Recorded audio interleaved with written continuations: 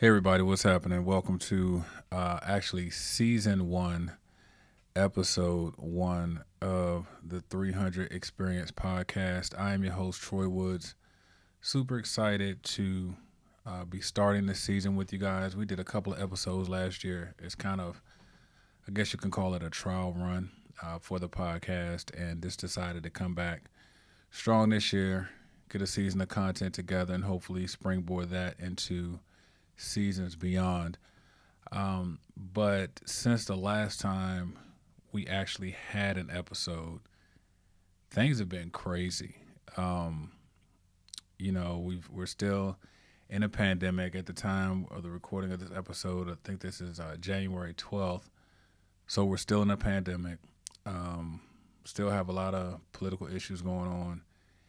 And, um, I guess you could say we're still on lockdown. So I thought about what I wanted this episode to be about, and I decided, be a little personal with this one, um, just to kind of share my heart on some things that I have recently experienced through this, particularly with my children, with my son specifically. I made a Facebook post about this, and I told my Facebook friends that I'll be doing this podcast, and so that's what we're doing. So, kind of, I can't really get into the first thing without talking about the elephant in the room, and that is the protests that we just witnessed last week on our nation's capital. I think the date was January 6th, 2021. And, I'm going to be honest with you guys. After watching the pot being stirred for about 5 years now, although I was disappointed to see that our country had come to this, I can't say that I was really surprised. What I was surprised by was how far it went. Now, not going to get into a debate on this podcast about right and wrong. Um, the benefit about what happened was everybody was able to kind of see this for themselves, so you can form your own opinions about what happened. But it did help me to come to a realization, and I reached out to a couple of fathers because even through this, there were some dads that we have had some, I want to say, maybe a little heated discussions about everything that's been going on in our world, and everything that happened at the Capitol kind of galvanized something within me to let me know that this is bigger than us. And when I mean us, I mean as fathers. I began to think the day after the protests, the riots happened, the insurrection, whatever you want to call it, I began to think about something that I really hadn't thought about through this whole election cycle. And that was that our children are watching. And my son is watching, my daughter's watching. And not only what opinions are they going to form from seeing grown people act like this, both sides, the arguing, the bickering, not only what opinions are they going to form for themselves, but when they get older and look back, are they going to ask the question, what did we do to leave this world in a better place than what we found it? When we gave it to them, did we do our best to give them a better country, a better world than even what we received? And so that was kind of a pivotal point for me, and it was kind of a moment for 300 fathers because it showed me that this movement that we have, this initiative that we have, rather, can be used to start something as far as bringing people together, as far as unity. See, the problem is we're depending on the politicians to fix this. We're depending on them to somehow, make it better for us. And I believe that it's going to happen at a community level first. And that's going to happen with, it's going to happen with the men. It's going to happen with the women coming together. But when I look at family, I think about tribes. I think about community. I think about the elders, the OGs, the leaders, the fathers coming together, the fathers that don't look alike. the fathers that come from one community, the fathers that come from another community, and they come together to figure out how these different communities can coexist, because I think that's what's missing. Through everything that's happening, we forget that we have to coexist on this rock together. And so I began to be encouraged. I began to see ways that we can improve, ways that we can make a difference with 300 Fathers. And, like I said, I was just encouraged. And like I reached out to some dad, had some conversations, had some, I don't want to say any healing conversations, but clarity conversations. And the one commonality that we have, and like I was telling those men, I said, disagreeing is okay. But at the end of the day, we have to come back and realize that we share a common bond of fatherhood, and that's where this thing is going to start. So, in a nutshell, that's where my thoughts are from what happened on Capitol Hill, and we're going to use and leverage that to springboard ourselves into the future. So, kind of getting to the topic at hand today with my son. My son and my daughter have always done well in school, and honor roll kids, and through this whole virtual learning, when everything first started, I was an advocate for it. I said, it's cool. I knew we were going to be working from home. There's going to be a time for us to be around each other a lot as a family. A time that we'll probably never get this amount of time with our children again. So I looked at it from the positive perspective when this happened, because I always try to take a positive out of it. I knew it was crazy. I said, these kids are basically going from I'm in class one day to, all right, school's out and everything's virtual now. When this first happened, he was in 5th grade. They finished the 5th grade year, passed everybody, had to. Then not only was he going to 6th grade, 6th grade was the beginning of middle school, and now he's going to a brand new school, a different school than where most of his friends are going to. And so, we got them all set up, got everything ready to go, and school started, and took some stuff over the summer, had some, they did a little something over the summer to try to get acclimated. And so, Kelly and I have really been driving him, because we know what he's capable of as a student. And he's like so many other kids out there. It's not that he didn't understand what was going on. Where I had to, and I think Kelly probably realized this before I did, where I had to make a shift in my thinking was to realize this is a totally different way of learning. Like, we don't really see people starting to learn like this until they get to college, where they have so much responsibility on their own. They don't just sit in classroom, learn, do their work, and turn it in, do tests in class, do quizzes in class, maybe have some homework. Everything's being done at home.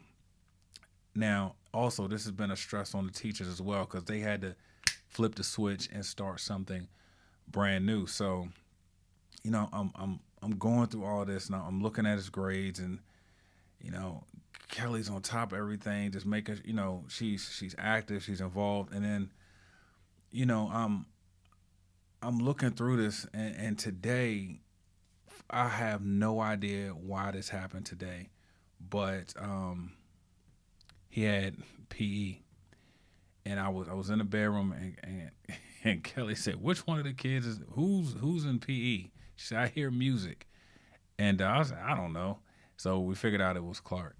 So I said, "Let me go check on him." So I walked back to his room, and he was in the floor doing his exercises, and on the screen they had a video. I guess the teacher was playing a workout video, and then all of them were doing the workout. So I stood there for a second. I watched my son do these workouts, and I just felt something just kind of sit on me, right? Like, this isn't how it's supposed to be, And this isn't his first PE class that he's had virtually, but just today, it was just different, and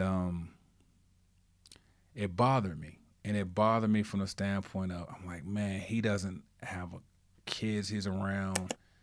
They're doing exercises, laughing and joking. I mean, honestly, I'm looking at the screen, and you really can't see anybody because they're all down on the floor doing the exercises. And he was having a couple of challenges with the exercises that they were doing. I mean, they were really working out, and it really bothered me. And I went and told Kelly, and I like basically lost it a little bit because I got really emotional about it because um, I felt I had this feeling, and I had to fight it. Once I felt it, I had this feeling like he was alone, and that's I know he's not, but I felt like he was alone in this new situation, and I, it was just kind of like, all right, Troy, um, we weren't driving him hard, but I had to look at it from a different standpoint. I had to approach it differently. Okay, his whole way of learning was changed overnight, and we put him in a an advanced school. So you got you go into middle school, new teachers, new kids you've never met, harder work, virtual. All this is sitting on him at one time. So I got myself together and I tried to when I spoke with him about his work. Like I said, Kelly's usually the one that's really been on top of like the homework and stuff. But I sat with him today with his work and I started asking him different questions as far as understanding, and I realized that because I took the time to try to understand where he was, my patience was better, right? My patience, I felt like our communication level was a little bit different. And he knew that I wasn't just being aggressive with him because I told, because now, we starting to, I'm trying to teach him and Kelly's trying to teach him like the importance of turning your work in. Because the biggest thing, and you see so many memes on social media, it's like, Johnny, did you, I turn my work in, and and then the teacher's like, we haven't got work from him all semester, So I know a lot of parents are dealing with this, but it wasn't that he didn't know the work. It was the simple things that he just wasn't turning some of the things in, and in my mind, I'm like, dude, just turn the work in. Like, it's not even that it's wrong. It's just you got to turn it in. And then that's when I, started realizing, man, this is a whole new process for them. They look, school, all this other stuff I mentioned, school's virtual. They're really having to learn, deal with email now, checking email, checking online bulletin boards or wherever the teachers are posting their stuff. This whole new way of thinking is taking place. And so I think today was needed. I want to say I wish I had this moment a little early on in the school year, but better late than never.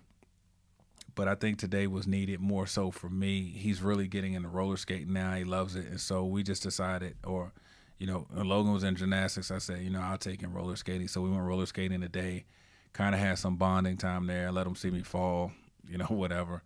Um, but I just kind of got a new perspective on this. And I know here in Maryland, they had talked about maybe trying to go back for fourth quarter, and why I see advantages to that as well. Also, I understand, now they're gonna have to flip the switch again, and now go into a brand new school, everything almost all over again. So I wanted to take the time just to kind of share my thoughts. I don't know, well, I know other people are kind of going through this as well. Wherever this video is posted, we're recording the podcast here, but we're also going to post video on our social feeds. Make sure you get in the comment section. Let me know if you're kind of going through this. And, I think as parents, we got to kind of talk it out because sometimes you can think maybe it's just your kid or maybe, your kid understands it, your kid doesn't understand. But this is just new for everybody. And my heart goes out to the children that aren't fortunate to have, one parent or both parents home with them during this time. And they're just trying to figure it out on my own. So figuring out on their own. So like I said, man, today was just kind of an emotional roller coaster for me. It's tough times for a lot of people. We just kind of had like this perfect storm, and perfect not meaning good, just everything happening at once, from the virus to the election season to the protests to the social injustice. Everything just happened. It seemed like at one time, and at the end of the day, I think the only way we're really going to get out of this is if we find a way to get better at building community and empathizing and understanding where each other is coming from.